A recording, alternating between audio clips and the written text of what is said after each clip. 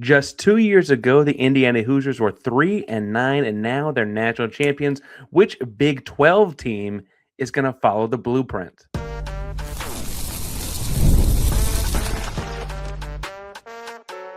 You are Locked On Big 12, your daily podcast on the Big 12 Conference. Part of the Locked On Podcast Network, your team every day. I think I'm probably supposed to clap there, but I'm not Drake Toll. I'm Parker Angel with Locked On Cougs, subbing it. Houston-born teacher and coach, subbing in, substitute teacher of sorts. We got JT Wistill of Locked On Utes. We got Cody Stovall making his return of Locked On Oklahoma State, and Kevin Borba, Borbtastic as he may be, all here for the Big 12 squad. Fellas, Indiana national champions. I wasn't that championship game, national champions. Look, it's weird to me that this is the world we live in 2026. There's a lot of things to talk about here. I'm sure we're going to get to a bunch of different rabbit holes here, but am I crazy for thinking that Cody decided to just come on this week after a long hiatus because it's Indiana Hoosier Blueprint Week? What's the thought there, Code? You know, that thought process of JMU players cannot go to Indiana and win a national championship. Yes, it does allow all of us in Orange Country and everywhere really to, establish at least a little bit of craziness that this could be a potential possibility. But as an Oklahoma State fan, seeing a bunch of North Texas top talent and all of the North Texas coaches and all of the staff and the GM and everybody coming on over, it is nice to see that it can be done. Does that mean it's going to happen at Oklahoma State? Well, time shall tell, gentlemen. But at least we now know that it's a possibility that if you do it right, if you spend the right money on the right guys, you can take down the Blue Bloods and it not be, a figment of our imagination. I think if Indiana would have barely squeaked through all of these games, it'd be an entirely different conversation. But they dominated all the way to the Natty, and they found a way to get it done. So, yeah, there's a lot of hopium flowing in Stillwater, America right now with what we just witnessed. Monday night felt like a win for college football fans, unless you're a fan of like a big blue blood, right? Because every single year we get hyped and excited about our teams and we want to think they can win it all. Indiana fans have been doing that forever. And before Cignetti stepped on campus, they were the losingest program in the sport. They now went on to win a national championship. All of us collected here are obviously not fans of the losingest program in the sport. So why can't our team 1 year, not every single year, be a contender? We'll even see how Indiana is next year, right? But 1 year, get everything right, get everything perfect, and make that run. I genuinely think what Monday provided was hope to every fan base, and it's got me feeling hopeful that maybe just one day the Utah Utes can break through, and I share Cody's optimism. It was really cool to see what Indiana can do, and it gives me hope for the future. You say 1 year. They were 11-2 last year, obviously 16-0 this year.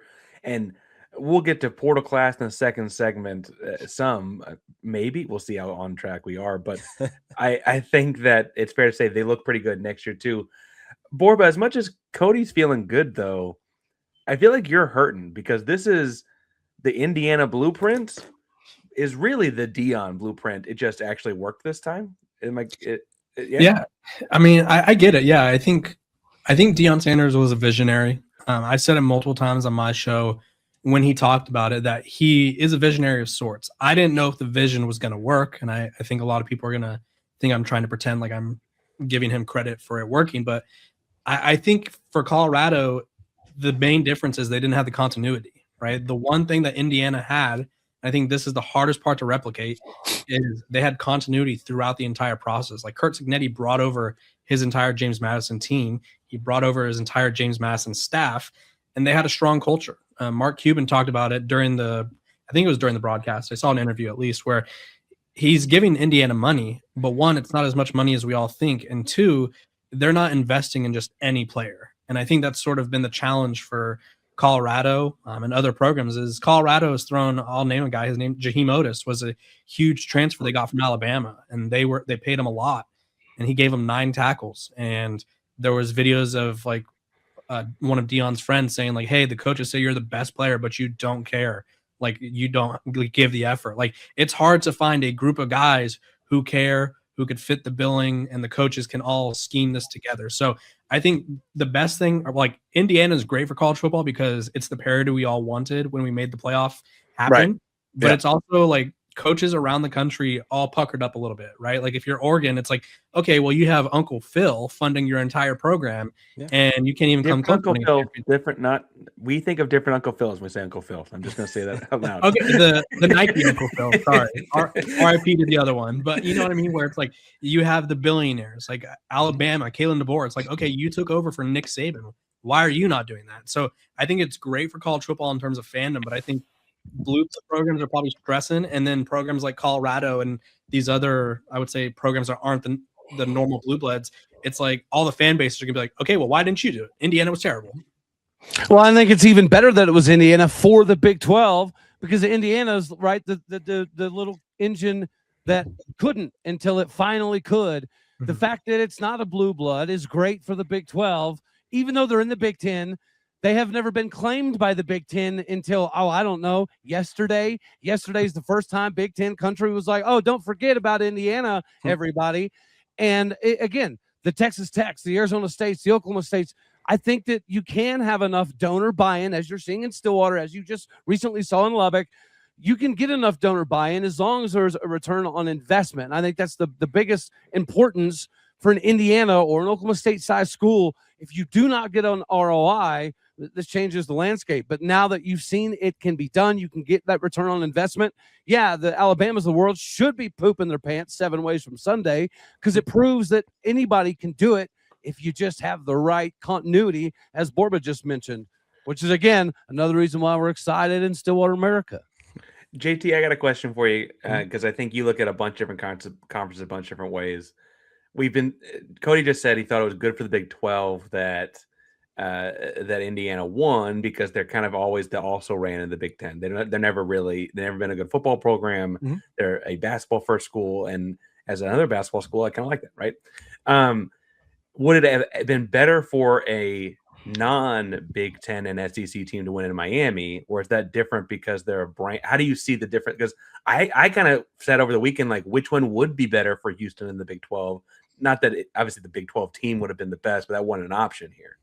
I think in a way it would have been a win-win, honestly, for the Big 12. You could even group the ACC into this because the way I look at it is the Big 10 and SEC try and tell us how much better all their teams are than our teams. But I just watched a 2-loss ACC team make the championship game, going through a really good Ole Miss team and obviously playing Indiana closer than Alabama, than Ohio State, than a lot of these other teams had too, right? So I think that's where it was a massive win for all of college football that you have either Indiana in that case or in Miami, as it would have been, break through and prove that, hey, it's not just the top brands, right? And yes, Indiana's in the Big 10. I'm not saying they're not, but they were never a team that we thought was going to be. I mean, even 5 years ago, anyone tells you this is happening, they're laughing in your face. So, 3 years ago. 3 years ago. Exactly. Yeah, they would won 2 games. So it's incredible. Last year, honestly. When Kirk Cignetti took the court and was talking about we're going to beat, like Ohio State sucks, Michigan sucks, and everyone was like, oh my gosh, like what is he talking about? Like this seems like a recipe for disaster. And we're going to play that video over and over again like we do Brian Kelly's whole video with his fake LSU accent, right?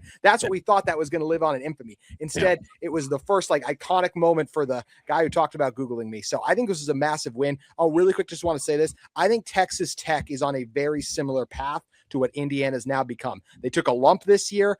We'll see how it works this year. I have questions about Sorsby, but I feel like sooner than later, we're going to see Tech in the game and the biggest game, and potentially hosting that trophy with their NIL resources being what they are. It might be what's best for everybody, guys, though. I like Miami. I hope that they end up in the Big 12. But the ACC winning a title would have made them an insufferable fan base for Big 12 country. So, yeah, I'm kind of glad that that it went the way that it did. And I'm okay with the Big 10 being top dog because at least we can all finally admit the SEC is not the top dog, which means, I'm telling you, fellas, we can catch them. We can catch the SEC. We may not be able to catch the Big 10, but if the ACC won a natty, we would have never heard the end of it. So I like the way that it worked out. I like the way that it worked out in a lot. I mean, hard to not root for a Mendoza kind of character or whatever, too, right along the way. I do want to talk about this blueprint, the portal, because JT brought up Sorsby, and I'm not buying that smoke either. I got a lot of questions about what happened now that it's kind of starting to wind down, but taxes doesn't have to just take over your life as much as the transfer portal seemed to take over our lives for the past month. This year, TurboTax make it easier than ever to just hand things off and move on with your day and forget about tax season. With TurboTax full service, you can have your taxes done for you by a trusted local expert, start to finish, without stress, no guesswork. So spending hours trying to figure out forms, you meet a local TurboTax expert in person, or you can even contact them online. Doesn't have to be in person. That's not your thing. It's a huge time saver and a real peace of mind, knowing an expert is handling it. For a limited time, you can have your taxes done by a local TurboTax expert for just $150 all in. If TurboTax expert didn't file your tax last year, file by February 26th. Take taxes off your plate and get back to your life. And listen to us talk about college football and things like that all the time. Visit turbotax.com/local to book your appointment today. Fellas, the transfer portal is winding down. Texas Tech spent a lot of money, as they tend to do. I'm not sure Sorsby is the answer. I've got questions about Lagway in Waco. I feel pretty good about what my Houston Cougars do, but this is a squad show. And so I'd like to throw it to the table. What names do you think of as the biggest ones of the portal? Drew Bethmaker and Caleb Hawkins. What are we even talking about here, fellas? Come on, man. That was a layup of all layups. You're a basketball guy. I appreciate that lob. I will alley that motor trucker in there. Good looking out, Parker. Fellas, you feel free to have fun too. Yeah, I think Sorsby's the biggest name just because of sort of the buzz around him. Like he was, depending on your recruiting service of choice, the number one portal quarterback or number one portal player. And so he is also, I mean, the downfall of Texas Tech was Baron Morton was average, right? Or I think that's a generous statement. Like he wasn't good enough to get them to the big stage. And so now Brendan Sorsby is the missing piece. So it's like, it's intriguing to see, is he that good? Like at Cincinnati, I feel like he was really good this past year, right? He had great numbers and was projected as like a first round pick at times. And so I think it'll be interesting to see how he translates. For DJ Lagway, I mean, everything about his journey to Baylor just screamed stay away from me. Like I was just like, he visited like 4 schools. It felt like while he was committed, he had RG3 like constantly simping over him on X. Like it was like really uncomfortable. It was almost like, it felt like high school almost, where it's like you ask someone to prom or like you accept like a dance invitation. You're like, I'll go with you, but let me make sure like so-and-so's not going to happen. Yeah, right. Exactly. Like I'll go with you, but hold on. And like it seems very weird that he latched himself onto what seems like a very like he's with Billy Napier with less swag is like how I view Dave Aranda. Like Dave Aranda is a sinking ship at like his tenure. So like, why would you want to go back to a similar situation where you just sort of watched it implode? Sorsby's the biggest name, I think, that stayed in the Big 12. I think Levitt is the one that everyone's talking about, right? But that's leaving. So let's touch on what's focused here. But I think what's interesting is what Kevin pointed to when he said this is what's supposed to be the answer.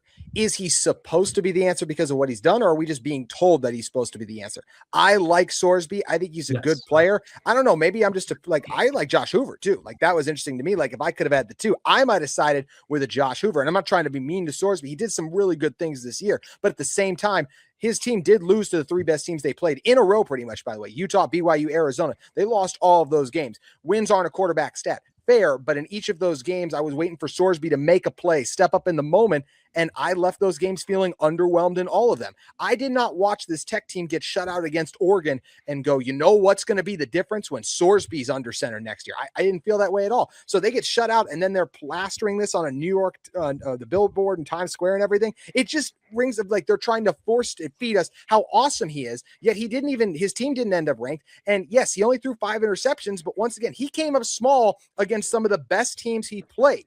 Now, better talent around him at Tech. I get that. But does that guaranteed mean he's going to deliver? We just saw Morton not able to do so when a lot of us thought he would in that circumstance. So I'm not convinced that Sorsby's the guy there. I think it's overhyped to me.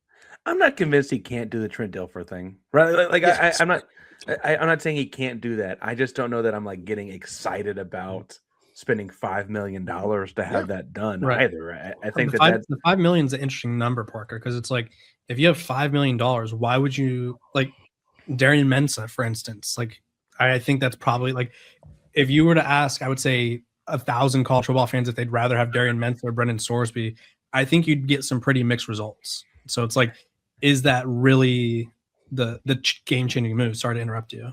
No, that's exactly what I was going to say, though, is like, could you have gotten something less splashy All right, and even it's even that splash you get Brendan Sorsby, I guess, but for cheaper, and then also gotten another receiver or another this or another, or some maybe put that money towards and gotten a better this or a better that. I mean, it's the market's obviously hard to tell, and I know that they've got a triumvirate of people doing it, and they, for what it's worth, they won the conference last year. They do it very well. Lost a lot on the D line though, right? Like that was one of the best Yeah. units in the country, I felt like, and that allowed them to stay in the game against Oregon. A lot of those guys are NFL bound. So I'm curious to see those guys. Yes, when you have NIL, you can potentially replace them. Easier said than done, though, with some of those dudes.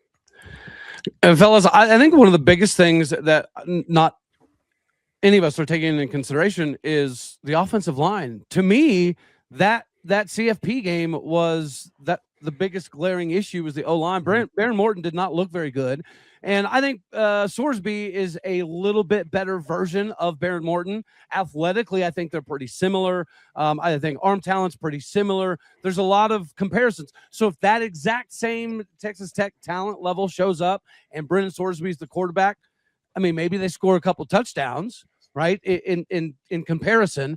But I think that offensive line, if I'm an Oklahoma State fan and I watch the Texas Tech game, the one thing I would like to do is make sure the offensive line is better than what you saw roll out against Texas Tech, because Baron Morton didn't have any time. On the bright side, they did land the number one offensive tackle. Now, the downside is every video, which these are all just videos and people get riled up about this, but every video from the All-American camp, he was on his back every video I saw of him. And I don't know how Texas Tech fans are going to hate this, but I don't know if he's ready to just slide in there and be their $3 million guy. Well, and I do like to laugh at spending a lot of money on a recruit that might not have been worth it if it's happening in Lubbock. I would point out most of those T-shirts and shorts generally favor defensive linemen, not offensive linemen. Yes, in the same way that they favor receivers, not cornerbacks, typically. But I will say it was fun to laugh at those kinds of things.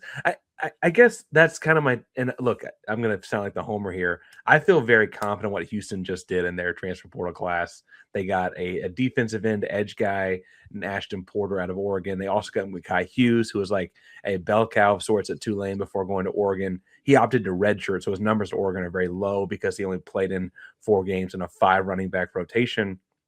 But they did pretty well, I think, in pulling some guys out, bringing some guys back home to some Houstonian guys. And I just don't know that. Look, Tech spent the most money. I don't know if that means they ran away with the portal class at all. JT, y'all might have had you and Cody both, I guess, had a lot of spots to fill, but it wasn't discussed. Like, I feel like Utah, everyone talked about people leaving Utah, not a whole lot about people brought in.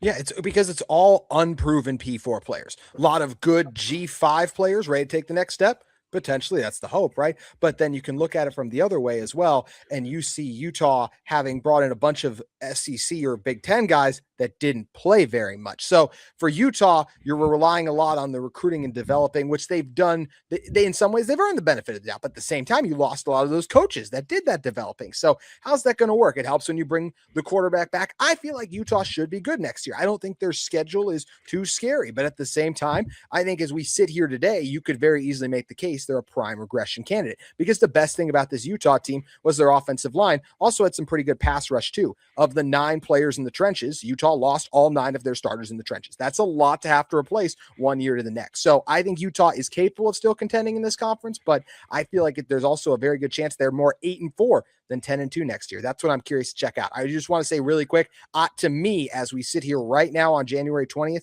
it's Tech and BYU at the top. And then there's a lot of different order you can have it in. But I do feel like those 2 teams belong at the top right now. And yes, I know I'm the Utah guy, and I just said that. It did hurt my soul. Speaking of hurting souls, I need Cody to explain to me why Oklahoma State is not just going to be North Texas playing in the Big 12, or maybe that's a good thing and they are. I don't know. But one second.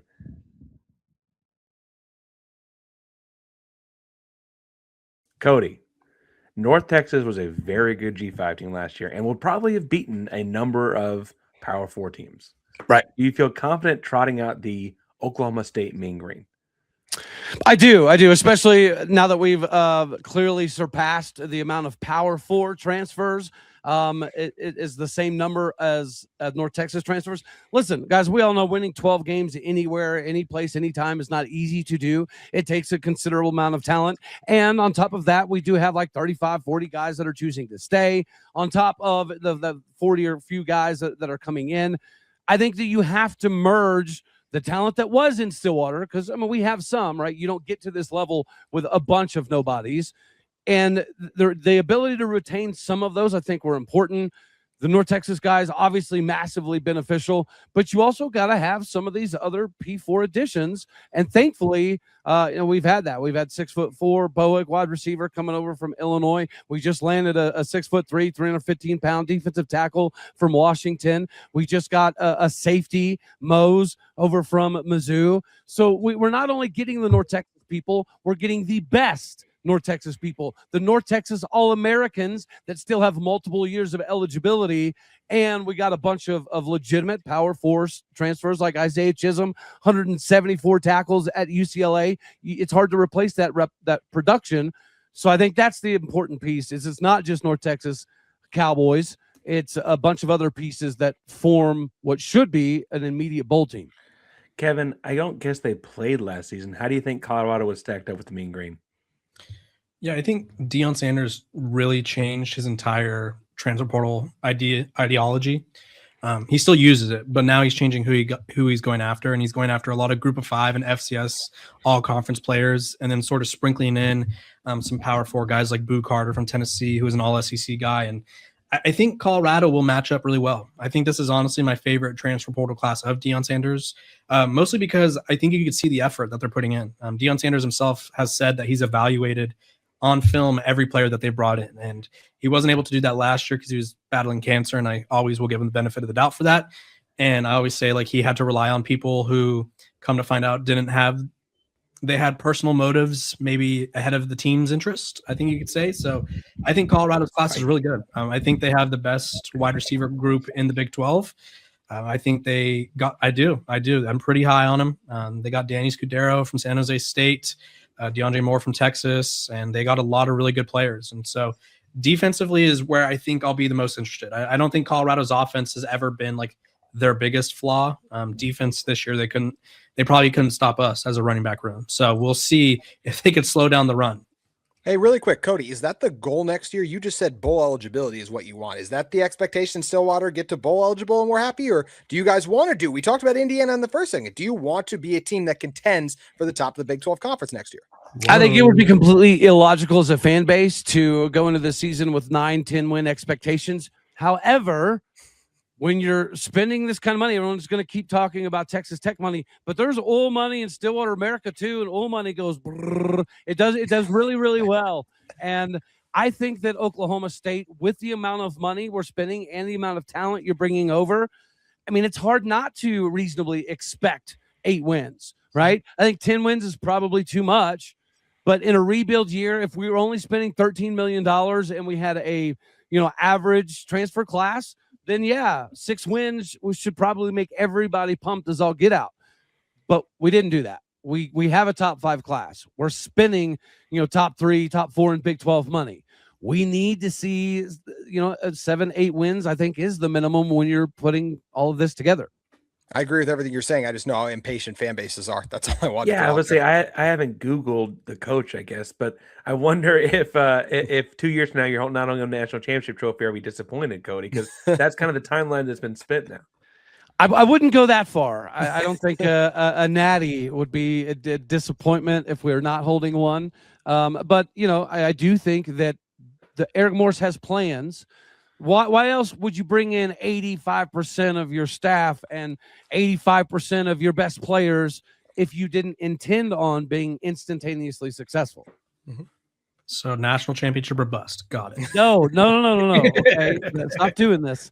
But again, I think if Oklahoma State is looking at an 8-9 win season, I think everyone should be happy with that.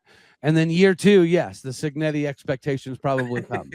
What Signetti did create really quick is I think the top jobs in the sport are no longer 4-year rebuilds. You better show really strong signs in 3 years or they'll be moving on. I do think the days of like a top college coach getting 4 years, I think it's almost out the window. I mean, people forget before the whole Sharon Moore thing happened, he was going to be on the hot seat going into next year. And he was literally 1 win away from the playoff this past season. That's how high expectation I think these top jobs are going to be at.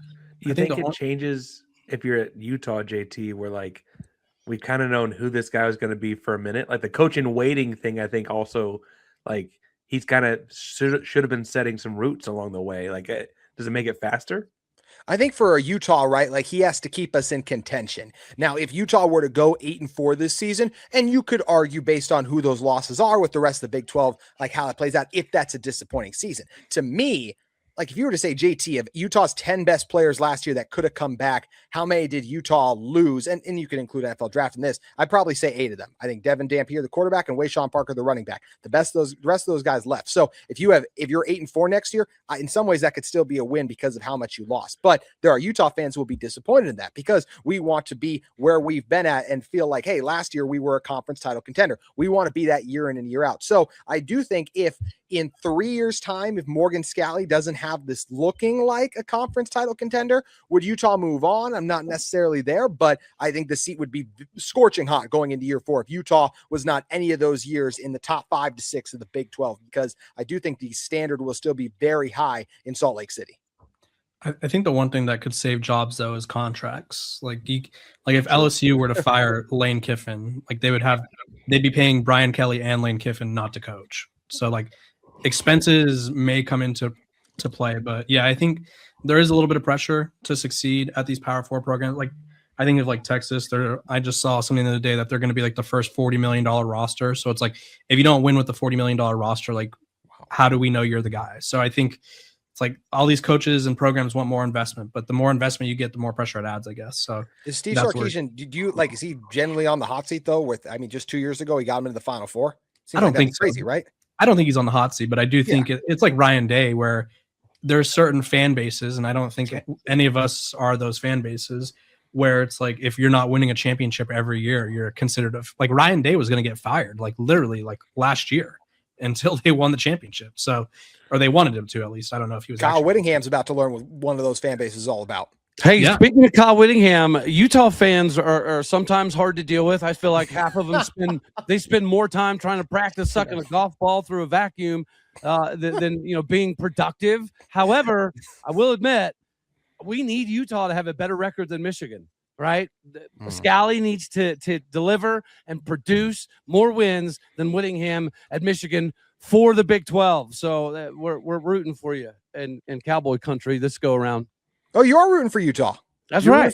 You're excited for Utah fans. Well, every game that I watch of Michigan, I'm going to watch of Utah and hope that there's a better outcome in Salt Lake City. Good deal.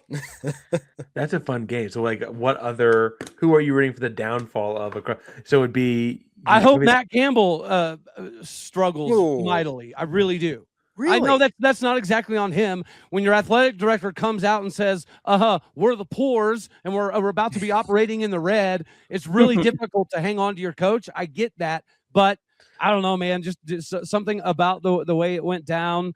I kind of hope Penn State struggles. I'll say I'm not really exactly rooting for their athletic director after some of the comments that he made. And I know that's not totally fair because a lot of them leaked on that one audio thing, allegedly. Hold on. What? Your athletic director puts his foot so far in his mouth. Wait a second so often. What are you talking about? I love you. I think there's a large difference between an athletic director saying he's frustrated with refs and letting emotions get the best of him after a game versus an athletic director who's basically talking about how every team in his conference is so bad, even though he can't beat them year after year. I'll also just say this, which might surprise some of y'all. I actually do hope Kyle succeeds at Michigan. I mean, he gave us 21 plus years, right? I want him to find success there. Now, what level of success, right? Like, I think they'll make the playoff, but I don't think he's going to win a title there. So ultimately, in some ways, he won't be remembered as an all-time great Michigan man, unfortunately, probably. Yeah, that's what I don't want. I think you're going to get your way because it's as much as Indiana and Signetti made it look easy, as we all know very well, it is very hard to win at that high level of this sport. Being a Michigan man doesn't seem to be like the best these days. So maybe it's the best for him. I would say just, they need pay a attention new to who you're They interviewing. need to like change it up. they I need feel a like new version of a man at Michigan. I think that's probably the Yeah. they A new need version of a something man. different. it's like Mario Cristobal saying everyone wants the U to be back, and he's like, we are literally not that at all. He's like, we will never be that. And I feel like people. Granted, I was really young. Like when Miami won their last title, I was literally 2. But I remember watching like documentaries and watching people talk about that Miami team, and it was just like, yeah, that was a different breed of athlete back then and personality. Like that's just not what we have these days. When you have Ray Lewis over there, it definitely is different. Very different. Yeah. So is Mario Cristobal trying to say that we are not the cocaine hurricanes anymore? Is that what he was trying to get at? They do chant cocaine a lot. No, We're not going to be those hurricanes again. Ooh, I wonder why. well, on that note, is that a matcha you're drinking there, Borba? It is. Yeah. I can't believe we didn't talk Utah basketball after a massive win against TCU. Fellas, we What a could go missed another 30 opportunity. minutes on What basketball. a missed opportunity. Yeah, we could keep going on basketball. I like it. I like it a lot. I do enjoy my basketball. However, I'm going to We're 14-4 and about to beat TCU. I'm all about it. I can show you the blueprint. I enjoy a lot of basketball. But if you want to talk about basketball with any of us, you can find us at Locked On Utes. That's JT. Locked On Oklahoma State. That's Cody Stovall. And Locked On Buffs with Kevin Borba. I'm Parker Angel. Locked On Cougs. Subbing in for Drake Toll. Locked On Big 12. The Dose Grande. We speak Spanish on the Dose Grande? That's right. Oh, You nailed me it. too. Yeah, that's sure. me too. So How do you say squad in Spanish? Equipo? No. Huh? I don't know. I have no idea. Where's Drake when you need him?